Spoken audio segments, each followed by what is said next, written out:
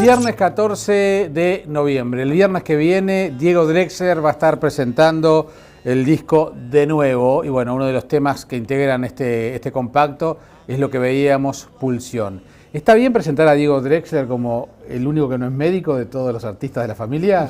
Sí, está bien, es correcto. Bueno, sí, mi hermana Paula tampoco es odontóloga. Así que bueno, pegó en el palo. Pegó en el palo, lo cual daba para jodas en el almuerzo familiar, ¿no? Sí, me imagino. Pero me decías ahora que empezaste medicina. Sí, terminé, hice el primer año, hice en el 96, que el primer año era ciclo básico, se compartía con química y bioquímica, que eran hasta agosto, y cuando terminabas esa etapa inicial, ahí empezaba el celular, el primer examen ya de medicina, y cuando empecé a hacer celular yo ya sabía que iba a dejar, porque igual mis padres me convencieron que diera el examen ese, terminar el año, terminé el primer año. O sea, pero esa es una especie de, lo digo en broma, de mandato familiar, el tema de, digo, marcó tanto, don Drexler marcó tanto a la familia como para que sigan la carrera científica, o realmente ustedes tienen interés en eso? No hubo presiones. Yo creo que era más bien una inercia. No dije presiones, dije marcar, ¿no? Una inercia. Eran papá y mamá también, ¿no? Ambos otorrinos. O sea, estaba así el hecho del estudio, ¿no? Sí, el estudio, hay que estudiar, y bueno, yo pero ninguno agarró para la abogacía. No, para... y estaba la cuestión, yo qué sé, científica, el ejemplo. No sé por qué se dio así, pero se dio. Qué curioso, ¿no? Sí. Yo dejé facultad de medicina y volví al liceo. Hice quinto y sexto de vuelta, científico, arquitectura, y de noche fui a la Horta a hacer diseño gráfico. Y terminé bachillerato de arquitectura, entré a facultad de arquitectura, me recibí diseñador gráfico, hice la carpeta ese año, y bueno, después seguí con facultad de arquitectura y me recibí en el 2011. Soy el único que agarró una beta más diferente. Sí, claro. Por ese lado. Sí. Yo lo hice todo eso porque siempre me gustó mucho la pintura, y desde que los 15 años que empecé a dibujar, a pintar, empecé a ir a talleres de pintura, al taller de Badaro Nadal, y bueno, empecé a descubrir y el tema de la pintura, las vanguardias del siglo XX siempre me llamaron la atención, entonces siempre por ese lado me interesó el diseño y la arquitectura. Y qué curioso, ¿no?, que el resto por el lado de la medicina. Uno, ahora que hablabas de los almuerzos familiares y de las chanzas, bueno, la impronta científica en esa mesa, qué fuerte, ¿no? Sí, es muy fuerte, sí, se habla mucho, sí. Sí. Pero digamos, por ejemplo, en el caso de Jorge, hizo muy poco medicina. Jorge se fue en el año 95, se fue para España. Y yo creo que él se recibió en el 92 o en el 93, en el 92 se recibió, en el 91 o en el 92, capaz me estoy confundiendo. Pero hizo otorrino y creo que le quedó un semestre para terminar el posgrado, pero él trabajaba ya, operaba con mi padre y trabajaba en el consultorio. Y probablemente si no se hubiera ido a España hubiera seguido haciendo música y trabajando como médico. Mirá, a mí me resulta interesante que hayas tomado ese camino tan personal, ¿no? Porque debe haber sido difícil en una familia tan marcada por la ciencia, que hayas que hayas ido para atrás. Sí. Es un paso bravo, ¿sabes? Haber dejado bachillerato. No, bueno, facultad. Estar en facultad para después hacer 2 años. 3 años más viejo que mis compañeros. Sos Gardel, hermano. Manejaste muy bien tu autoestima, Bueno, yo qué sé, es un momento, es raro. Yo cuando terminé sexto medicina para entrar a facultad, en realidad me di cuenta que en realidad lo que me importaba a mí era salvar los exámenes de diciembre. En quinto y en sexto, pues había un arreglo familiar que me dejaban ir a La Paloma, que nosotros teníamos la casa de La Paloma en febrero y en enero iban mis tíos. Entonces me dejaban irme en enero. Entonces yo en quinto salvé todo en diciembre y me fui. El 25 de diciembre me fui para afuera y me podía quedar hasta marzo. Y repetí el plato en sexto. Y de repente me acuerdo que estaba en febrero en La Paloma y me dicen, tenés que venir a inscribirte a facultad. Y cuando me di cuenta me bajó una ficha. Estaba en Yatay, ahí a la vuelta a Facultad de Medicina, haciendo la cola en Bedelía para entrar a Facultad de Medicina. Me había dado cuenta de que había terminado los estudios y con 18 años no tenés claro qué es lo que te gusta, claro, qué es lo que no te gusta. Claro. ¿Y la parte artística? ¿Cómo? Porque también eso también los ha marcado a todos. Y la parte artística capaz que yo, bueno, lo musical siempre estuvo, yo que sé, en mi casa siempre era un punto de reunión. En el caso mío, todos mis amigos venían a casa. Yo soy el 10 años menor que Daniel y 14 menor que Jorge. O sea que venían todos mis amigos de la escuela y del liceo porque había ensayos, había instrumentos, había gente más grande, se escuchaba música, había muchos discos. Así que en lo musical yo siempre estaba como escuchando y curtiendo cosas de otros universos que capaz que compañeros míos que no tenían hermanos mayores o no tenían familiares, no escuchaban. Yo qué sé, yo escuchaba, me acuerdo, bueno, Beatles, Caetano Veloso, Rolling Stones, de todo. Y bueno, por el lado de mi padre, mucha música clásica. Así que siempre estuvo muy presente. Yo empecé a tocar la guitarra con mis hermanos. Daniel fue mi primer profesor de guitarra. Y de hecho tocaba la guitarra y me empecé a tocar el bajo porque en un viaje que hicieron mis padres a Estados Unidos, a un congreso, yo les pedí una guitarra eléctrica y Jorge me convenció de comprar un bajo, porque había muchos guitarristas en la vuelta. Entonces vinieron con un jazz bass y ahí empecé a tocar el bajo. Y con 15, 16 años era el asistente de escenario de la banda de mi hermano, de La Caldera. O sea que cargaba los equipos y armaba todo el escenario, conectaba todo. Pero ibas mamando todo eso. Y ahí era la oportunidad mía de poder ir a una prueba de sonido. Claro. Y si me dejaban después ir a algún show ya en verano, pues de chico no me dejaban salir.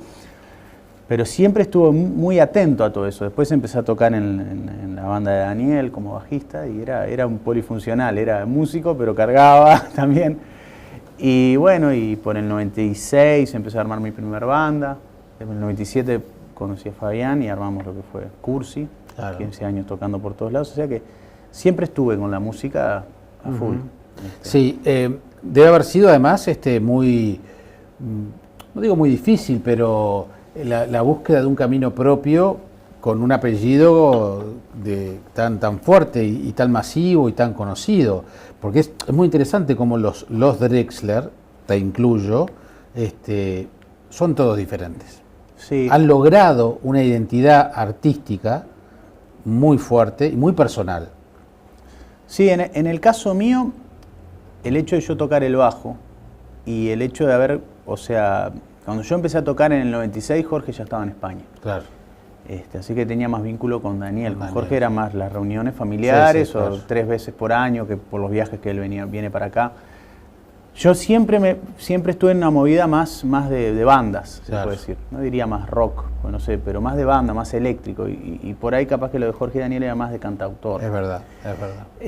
Y en ese sentido, la música que yo hice siempre fue más de bandas. No sé, no diría rock, pop. No, está bien, está bien. Y la verdad que a mí nunca nunca lo sentí como un peso o como algo, como una carga, una mochila de cargar. Más bien todo lo contrario, creo que me abrió muchas puertas. El hecho de tener ese vínculo. Bueno, esto es una familia de músicos, ¿qué hace el más chico? No, está bien, pero el hecho de la identidad artística me parece que es muy importante, porque te abrió muchas puertas, era mucho más fácil, supongo yo, el músico sos vos, pero mucho más fácil también asumir, aparte del apellido, asumirte artísticamente la misma corriente musical de Jorge o de Daniel, y sin embargo no, optaste primero además por una banda que marcó, y una banda que durante todo el tiempo tuvo un estilo propio y fue, te diría que estuvo allí en un pelotón de las bandas más populares en su momento. Sí, y que con una apuesta en su momento, cuando salimos, cuando empezamos a hacer mediáticos o conocidos, una apuesta al pop. Mira, ahí estamos mirando. Ahí está Corazón de Hotel. Esa canción es espectacular, esa canción. Con una apuesta a algo, a lo visual que era bastante nuevo. En el 2002 era nuevo. Exacto. El rock uruguayo yo creo que ahora no incorporaba lo visual o el color o lo pop, era bastante más aguerrido. En ese sentido yo creo que sí que fue, en algunos aspectos propuso algo nuevo, la música que propusimos con Cursi. Pero bueno, yo no fue algo premeditado, fueron cosas que fueron saliendo. Nosotros íbamos haciendo canciones y las íbamos grabando. No, está bueno. Y después estás integrando un fenómeno realmente interesante, que yo lo he hablado con varios colegas tuyos, y además que se ha dado especialmente en estos últimos poquitos años, capaz que de no mucho más de 5 años para acá, de cómo figuras importantes de bandas han dado el paso solista. Y tenés, bueno, podemos nombrar muchos, y vos sos uno de esos casos, porque también en algún momento algo te dijo, bueno, yo también tengo mi camino solista. Sí, yo creo que eso se da también por el pasaje de los años, o sea, de que, a ver, si estás 20 años haciendo música, capaz que en algún momento querés mostrar algo y después capaz que volvés. O sea, pienso en los discos solistas de Mick Jagger o de Keith Richards, y los Rolling Stones siguen siendo los Rolling Stones, sin querer comparar, ni mucho menos. Lo entiendo. O sea que en el proceso creativo, o en los procesos creativos, si los mirás con un poco de distancia, siempre se dan esas cuestiones. Capaz que te referís al disco de Marcelo Fontanini, que es el cantante de Snake, o al disco de Chirola Martino, que es el cantante de Hereford. Sí. ¿O cuántos solistas? ¿O el Legaro? Y o el Legaro también, con La Trampa también, perfecto. En el caso mío, lo que pasó fue que a fines del 2012 entramos como en un paréntesis con Cursi, y bueno, y ahí en ese impasse... ¿Aprovechaste? En ese impasse no aproveché, o sea, me di cuenta de que pensé y dije, bueno, capaz que no toco por un tiempo y capaz que hago una exposición, que tengo ganas de pintar y tengo ganas de hacer una exposición, o tengo muchas cosas para hacer también. Pero me fui dando cuenta, por ciertas cosas que pasaron a mediados del 2013, después de 6 meses de estar sin actividad, un amigo, Maxi Suárez, músico, me invitó a hacer unos shows, uno en Minas, otro en Montevideo, otro fue en La Paloma. Fueron 3 o 4 toques que hicimos en este formato de dúo, donde me di cuenta de lo importante que era para mí tocar, lo importante que es tocar en vivo y lo importante que es componer, el lugar que ocupa la música en mi vida y los efectos psicológicos y físicos que tendría en mí anular eso. O sea, y me di cuenta de que más allá de todo lo que se habla, de si podés vivir de la música, no podés vivir de la música, de que cómo es esto, te da para vivir, cómo está, me di cuenta de que es muy muy importante para mí estar activo con la música. Estar componiendo, estar tocando, estar en contacto con otros músicos. Y ahí en esa lógica empezaron a salir canciones. Y a fines ya, terminando el verano del 2014, tenía ya 15 canciones nuevas. Entonces dije, bueno, tengo que grabarlas. Tengo que grabarlas y las quiero grabar en mi casa, en el estudio de mi casa, en el fondo de mi casa, con un equipo muy reducido, hacer un disco en el cual me meta para adentro y ver qué es lo que sale. Con todos los errores que puede tener eso, pero bueno, con todas las deficiencias técnicas, entre comillas.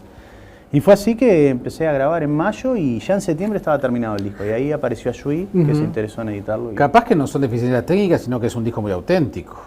Digo, capaz que vos podés decir entre comillas, técnicas, pero no, al revés. Muchas veces eso es lo que hoy... De hecho, viste, la vuelta a los formatos acústicos de alguna manera van recuperando el ruido a púa de los viejos vinilos. Yo quería hacer, o sea, lo que quise hacer fue mostrar una instantánea del momento real en el que estaba. Y es un disco muy frontal, muy honesto en ese sentido. ¿Sos vos? Y muy crudo y austero, sí. Ese sos vos. Las cosas que se grabaron se dejaron como estaban. O sea, no hay mucho trabajo de postproducción, si se dice, no hay mucha manipulación de las cosas grabadas para que suenen de otra manera. No digo que esté mal, y son cosas que yo las he hecho y las hemos hecho muchísimo con Cursi también. Y las volveré a hacer capaz, pero en este momento lo quería hacer de esa manera. Fue un disco muy íntimo en el sentido porque yo toqué las guitarras, toqué bajos, grabé las voces, los coros, trabajé en todo lo que es la ingeniería, o sea, como técnico, junto a Gonzalo Gutiérrez, que fue el coproductor del disco y el técnico, que grabó algunas guitarras y algunos bajos, y junto a Nicolás Constantín, que salía recién en unas fotos, que grabó las baterías. Ese fue el núcleo en el que trabajamos el disco, y Keshi, que grabó 4 pianos, nada más. O sea que este disco que vas a estar presentando el viernes que viene en el Centro Cultural de España, sos vos. Sí. Tal cual. Soy yo. Claro, porque de alguna manera, en una banda, la personalidad artística de Diego Drexler se diluía en lo grupal. Sí, Sí, estaba la componente junto a otros componentes. Claro, por eso. Acá estoy al 100% Bueno, y encarando otro rol, porque estoy tocando guitarras y cantando. Bueno, eso. ¿Y Implica cuánto te otro- crees que te proyecta esto? Porque esto de alguna manera es una base, es un piso muy interesante por toda esta cosa artesanal que has hecho, de todo el disco todo junto, solista, mostrándote tal cual sos, como vos los decís. Entonces, bueno, a partir de ahora esto sentís que de alguna manera direcciona la carrera artística de Diego Drexler más como ese solista. Mira, no lo pienso tanto. Uh-huh. O sea, lo que yo me planteé a fines del año pasado fue que me gustaría, en la cena de fin de año, vamos a decir que en un momento medio entre antes del brindis y de ahí, que terminamos de cenar media hora antes, ¿viste? Que a veces se adelanta, ¿viste? Sí. Y nos quedamos charlando y en un momento, y bueno, ¿cuáles son los objetivos? Medio en joda, medio en serio, ¿cuáles son los objetivos para el año? Y estuvo bueno, porque en realidad todos empezaron a decir, y fue en serio, fue como una evaluación. ¿Qué objetivos tenemos para este año? Yo dije, a mí me gustaría poder grabar un disco, lo dije. Pero era algo como a largo plazo. Y ese objetivo yo estoy contento hoy de materializarlo, de que hoy lunes esté saliendo a las disquerías de Uruguay el disco. Después lo que pase para adelante, a veces no hay que enloquecerse mucho porque no disfrutas el proceso. No, está bien.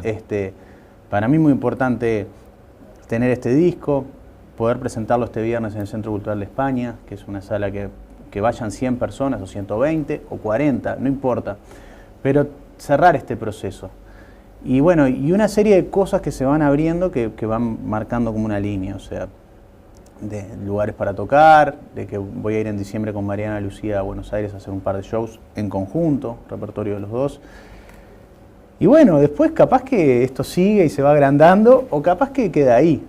O sea, eso nunca se sabe. No sé, sospecho que no. Pero en arte eso nunca se sabe. Y nunca se sabe qué va a pasar con esas canciones también. Eso es un misterio.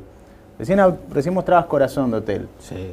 Con Cursi te puedo decir que las canciones que fueron más radiables nuestras, bueno, fueron canciones que no fueron detectadas por las personas de la industria, los AIR de los sellos discográficos, sí, o los que pautaban. Y eso es un misterio. ¿Crees mucho en la intuición? Sí, totalmente. Totalmente. Para mí, o sea, yo creo ser intuitivo y trato de confiar en las cosas que percibo. Sí, en todos los aspectos de la vida. Uh-huh. En el amor también, El monje tibetano dijo lo mismo antes que vos, bueno, perfecto. Defender la intuición. Bueno, bien. No, yo creo en la intuición, sí. Creo cuando percibís algo, o sea, con la gente con la que toco es a base de intuición. O sea, si más allá de lo que yo veía, cómo tocaban, o si me gustaba cómo tocaban, es cómo me sentía en el primer contacto con esa persona. Y todos los músicos con los que estoy tocando, primero hay una afinidad empática entre nosotros. Creo que es la mejor manera de hacer música. El video que pasábamos recién se llama Pulsión, y eso tiene una cosa muy visceral, muy intuitiva, ¿no? Si te agarra la psicología, también el tema de la Bueno, está la pulsión del amor, que es el Eros, y la función de la muerte, que es el Tánatos, que son las dos pulsiones que pelean entre sí. Eso es en psicoanálisis puro, pero yo quise hablar de eso de pulsión porque me gustó. Fue la primera canción que como que nació pensando de que podía ser un disco.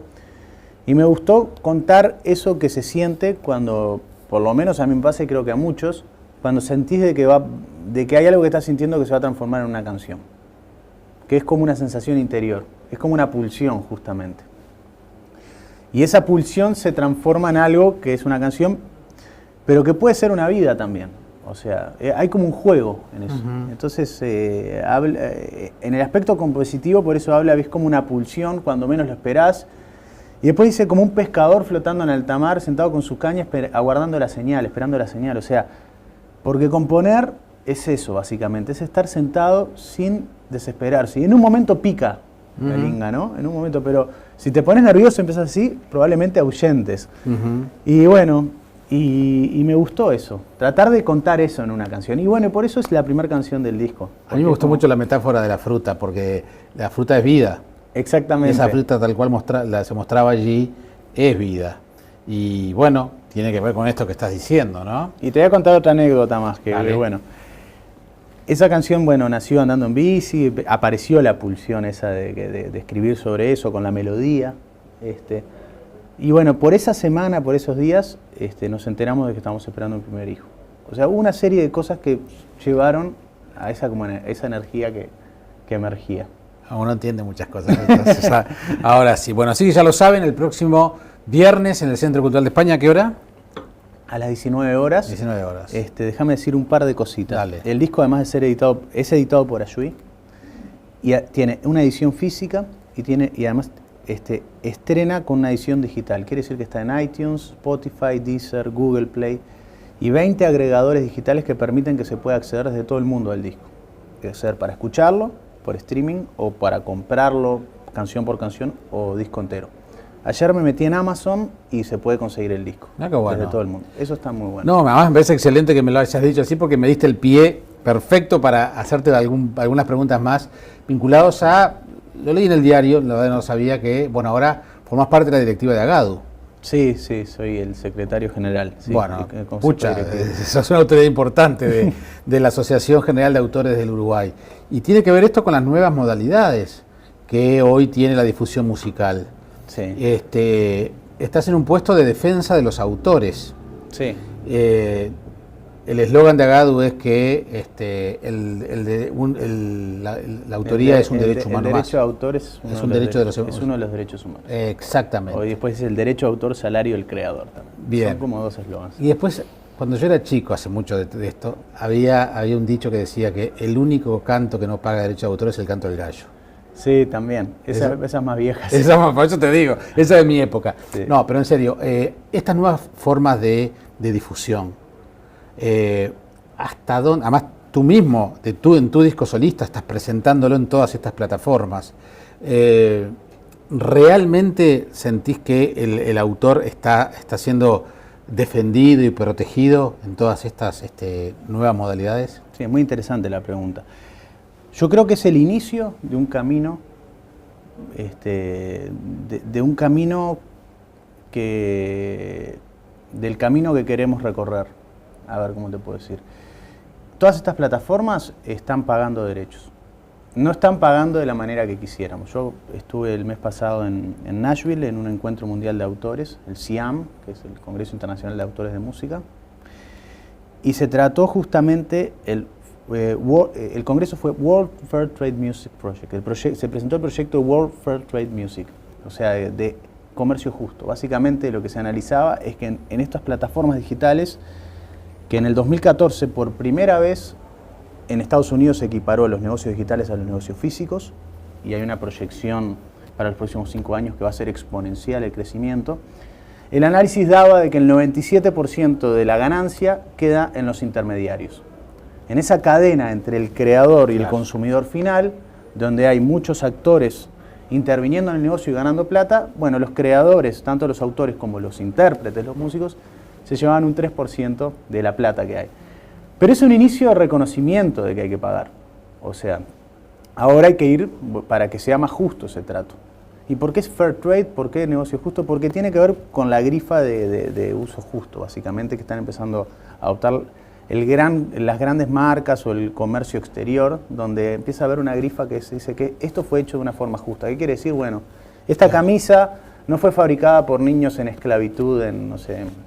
En la India. En la India, por ejemplo. O sea, todas las personas que participaron en el proceso de fabricación de esta camisa, como ejemplo, fueron respetadas como trabajadores, fueron en sus aportes y en todos sus derechos. Y en ese concepto se está tratando de que se considera a los autores y a los intérpretes, o sea, básicamente. Pero estas plataformas pagan derechos, ¿tá? Se paga derechos por streaming, o sea, por la escucha, y se paga derechos, obviamente, por la compra, que es la descarga. Pero, por ejemplo, yo que escucho Spotify, pero no estoy pagando el premium, estoy... Sí, el usuario sin pago. También hay pago porque vos ves publicidad, y vendría a ser igual que cuando uno escucha la radio. No, está bien, pero o sea, si yo elijo escuchar a Diego Drexler va a recibir la cuota aparte de la escucha de Jaime Clara en su computadora. Sí. Muy poquito, para que te hagas una idea, por 1 millón de escuchas, $25. pero bueno, pero es algo. No, está y bien. Además es mucha difusión. No, porque a mí siempre me llamó la atención, por ejemplo, y lo he hablado con antecesores tuyos, que si vos, por ejemplo, utilizás para musicalizar aquí en Montevideo 30 segundos de una canción de Vangelis, el griego, ¿no? Te pongo ejemplos exactos que me han sucedido. Si realmente por los 30 segundos de un video que tú musicalizas a Vangelis en Grecia, a través de la Agadu griega, recibe los 55 pesos que pagué yo ante Agadu. Ese es el tema. Eso bueno, otro día si querés hacemos una nota más larga. No, porque a veces... Pero eso se llama, todas las entidades se representan entre sí por contrato de representación recíproca. Ajá. O sea, vamos a hacerlo más cerca. Sadaik está en Argentina, Agadu en Uruguay. Si vos haces una publicidad con un tema de Charly García, Agadu representa a Sadaik en Argentina. Y eso está regulado por la CISAC, que es la Confederación Internacional de Sociedades y Autores y Compositores, que establece protocolos de funcionamiento que se llaman las reglas profesionales. A su vez, la CISAC está regulada por la OMPI, que es la Organización Mundial de la Propiedad Intelectual, que está en Ginebra y forma parte de la ONU. Tenés la OIT para los trabajadores, la OMPI para propiedad intelectual, que son marcas y patentes, por ejemplo. Sí. O la OMS para la salud, Organización Mundial de la Salud. ¿Qué quiere decir? Que eso está vinculado cuando dos países tienen acuerdos, donde hay acuerdos comerciales, acuerdos de propiedad intelectual, acuerdos de... En todos los aspectos están vinculados a este tipo de relacionamiento. Y esas reglas profesionales se tienen que cumplir. Sí. Así es como funciona lo que se llama la gestión colectiva, que hasta ahora ha demostrado ser la mejor forma, el mejor sistema para que los creadores, los intérpretes, los productores puedan percibir sus derechos por el trabajo que hacen. Que funcione mal en algunos lugares es como las democracias y como los países. Pero las democracias han demostrado ser a lo largo de la historia de la humanidad el mejor sistema representativo para que las personas vivan de la mejor manera. Pero no fuimos de tema. No, sí, está bien. No, otro día, si querés, pero es interesante. Pues digo, por ejemplo, te voy a poner un ejemplo que me pasó este año. Fui al Carnaval de Rosario. Sí. En el departamento de Colonia. Sí. Al Corso. En la plaza, gran feria. Una cuadra, por lo menos 12 o 15 stands de discos piratas. El disco de Diego Drexler podría estar ahí. Sin duda. ¿Está? Organizado por la propia Intendencia y por la Alcaldía Local de Rosario, que cobró por los stands de esa gente que tenía tu disco, para decirlo, para usarte de ejemplo. Por eso no es un tema tan alejado del artista. Y entonces quise hablar con los organizadores. Y me cortaron uno me cortó el teléfono cuando le dije que llamaba de un medio de comunicación. Otro me dijo que a ellos en realidad eso no les importaba, le importaba que estuvieran al día con el BPS. Hablé con Mauricio Ubal, de la Cámara fue el único que dio la cara, presidente de la Cámara del Disco, e hizo las gestiones para que esos puestos se levantaran, porque además hay toda una organización. Los mismos están de discos truchos, o falsos, como me gusta decirlo a mí, porque trucho es demasiado porteño, son los que venden acá en 18 de julio. O sea, hay toda una industria, no es el pobre vendedor de la mesita y del cajoncito. Y digamos, los que compran el disco de Diego Drexler en una expoferia, en una feria, o en esos lugares organizados, o esos eventos organizados por intendencias municipales, están impidiendo que vos puedas cobrar tu derecho como intérprete y como autor. El tema, sí, eso que decís es que hay una red, es así, mirá, cuando sacamos Corazón de Hotel, obviamente apareció en varias ferias y era obvio de que estaba organizada la copia porque, por ejemplo, el tema Cada Noche Mía estaba puesto como Cada Noche Más y hasta sin tilde. Claro. Pero eso lo vi yo acá en la feria de Narvaja y en una feria de Piriápolis, yo qué sé. Sí. Yendo a tocar, nosotros tuvimos la posibilidad de tocar por todo el Uruguay y eso que decís, siempre que hay festivales hay ferias y siempre discos con discos y obviamente íbamos a ver si está el disco nuestro. Sí, claro. Porque uno también dice, a ver si estoy, si no estoy no soy popular. Pero ¿y eso qué te produce cuando ves el disco falso? Me produce ahí? Dos cosas. Por un lado, estar quiere decir como que sos popular, entonces es raro.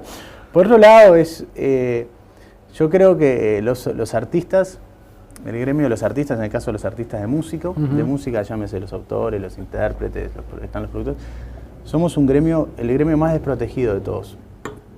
No somos organizados, somos bohemios, o sea, no tenemos capacidad de juntarnos.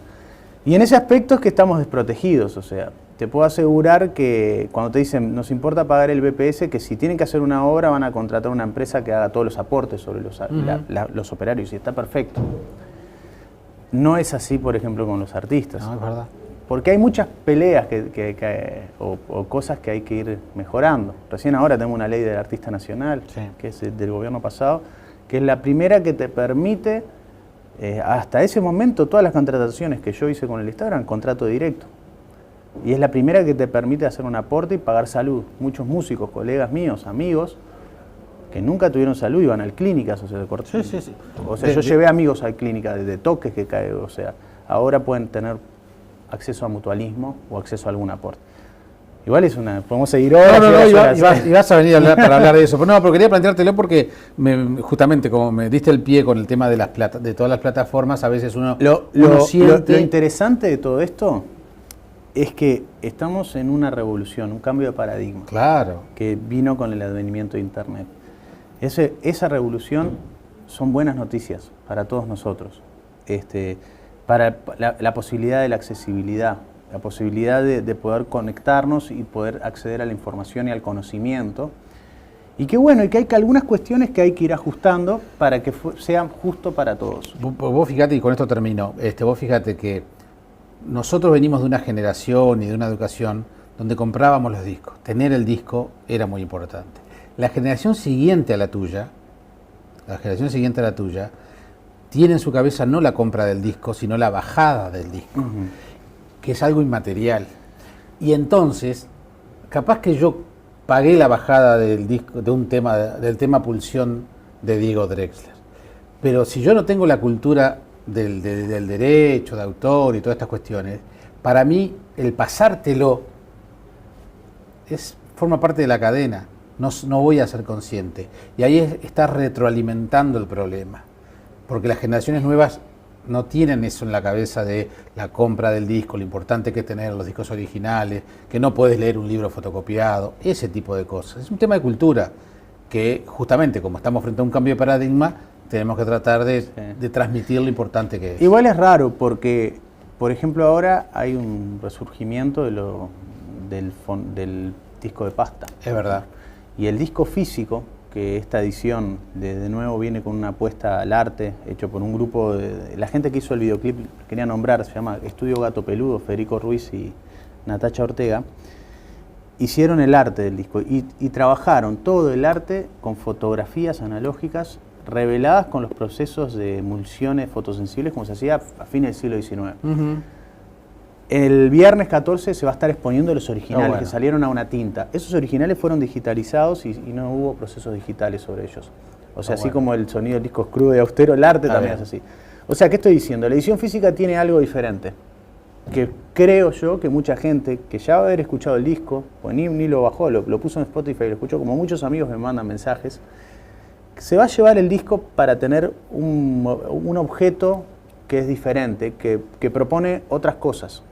Y que está pasando mucho, yo toco con gente también, que se venden discos en los shows, que la gente se compra el disco porque fue en ese show, me quiero llevar ese disco, y capaz que lo firma todavía, o el músico o alguno de los integrantes de la banda, y quieren tener ese objeto en su casa, porque es como un recuerdo. No, sin lugar a dudas que lo es.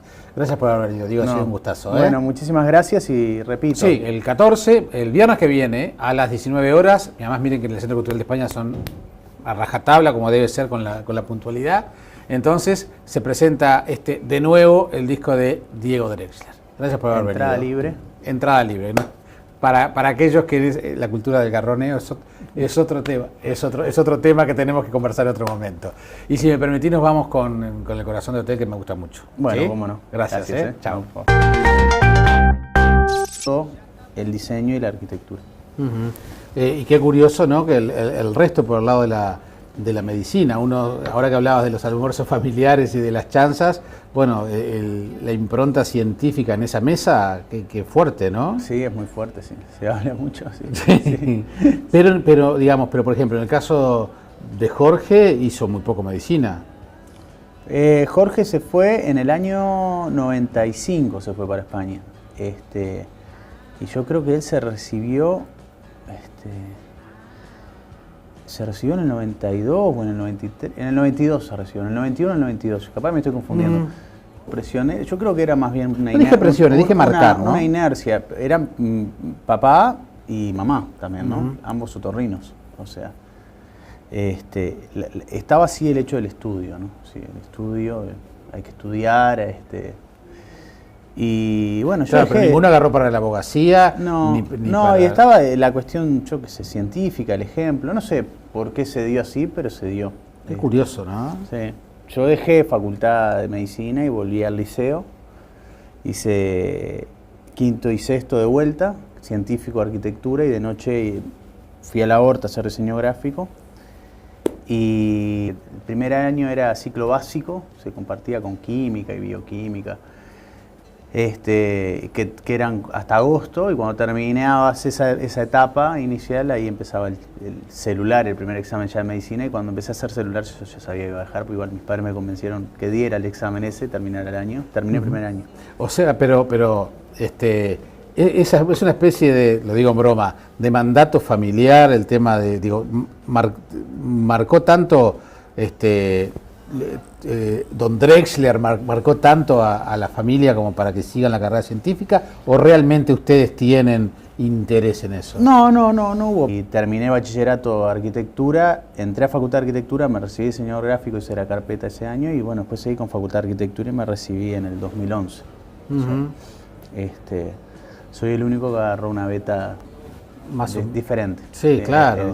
Por ese lado. Sí. Yo lo hice todo eso porque siempre me gustó mucho la pintura, y desde que los 15 años que empecé a dibujar, a pintar, empecé a ir a talleres de pintura, al taller de Badaro Nadal, y bueno, empecé a descubrir y el tema de la pintura, las vanguardias del siglo XX siempre me llamaron la atención, entonces siempre por ese lado me interesó. Viernes 14 de noviembre, el viernes que viene, Diego Drexler va a estar presentando el disco De Nuevo, y bueno, uno de los temas que integran este compacto es lo que veíamos, Pulsión. ¿Está bien presentar a Diego Drexler como el único que no es médico de todos los artistas de la familia? Sí, está bien, es correcto. Bueno, sí, mi hermana Paula tampoco es odontóloga. Así que bueno, pegó en el palo. Pegó en el palo, lo cual daba para jodas en el almuerzo familiar, ¿no? Sí, me imagino. Pero me decías ahora que empezaste medicina. Sí, terminé, hice primer año, hice en el 96,